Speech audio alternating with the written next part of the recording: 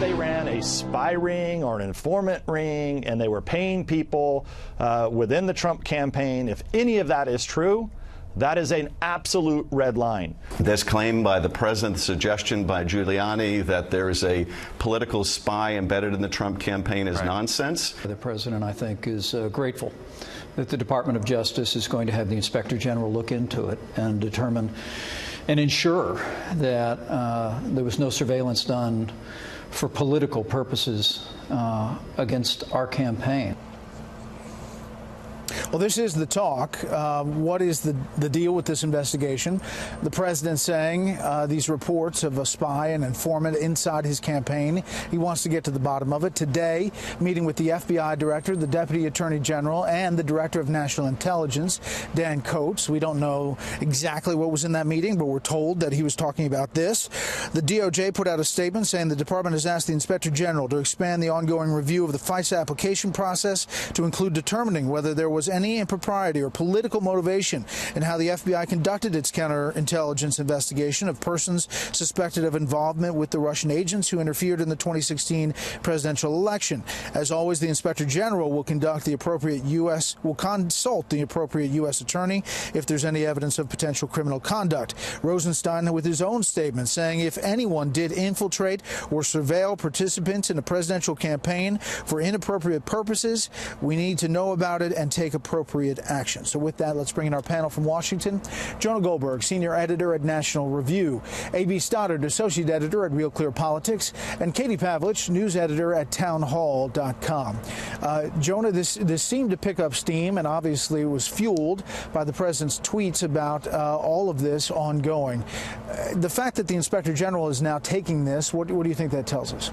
I think it tells us that there is credible reason to take a harder look at what was going on in 2016 in terms of the investigation of the Trump campaign. At the same time, I think the talk about this guy, as far as what we know now, being a spy embedded with the campaign is hyperbole. Having 3 conversations with people about their contacts with Russia that we know about is not an embedded spy. It is, maybe it's an informant, but it's not quite what people are making it out to be. I think the key word or the key phrase in Rosenstein's statement was for any inappropriate purpose. I think that there is ample reason that they maybe should have looked into Russian collusion or reports or suspicion of it. But if there was other reasons why they were doing it, or if they were trying to undo or hurt President Trump, or if there was a reason to believe there was political motivation, that would be very bad, and it's worth looking into. Yeah, Katie, your thoughts on all this as it's developing? Well, it's a good thing that the Justice Department is willing to look at this further, but the bumping it over to the Inspector General is prudent given that the people involved in potential misuse or abuse of power during the 2016 election are still working inside the Justice Department or at the FBI. The Inspector General doesn't have jurisdiction to interview political appointees who have worked in the Obama administration who may now be gone. And I would get back to all the noise surrounding this issue comes down to what launched the special counsel in the first place, whether there were legal instances of authority being abused in the 2016 campaign for political purposes. And the question is, you look at when this investigation happened after the Hillary Clinton campaign investigation wrapped up, then the Trump campaign was allegedly getting, an informant was giving information to the FBI. Well, if it was really just about Russian surveillance and interference in the election, then why didn't the investigation start earlier in 2015 when the Obama administration knew that Russia had planned to meddle in our elections? Yeah. Here's Devin Nunes, AB, talking about trying to get the documentation. And all we're asking for is give us the documentation that you used to start this investigation. We're trying to get to the bottom of, what else was used in that FISA, because you have many people in the Department of Justice who are claiming that we're wrong. So if we're wrong, show us the information. We're told a judge has received that, but Capitol Hill has not.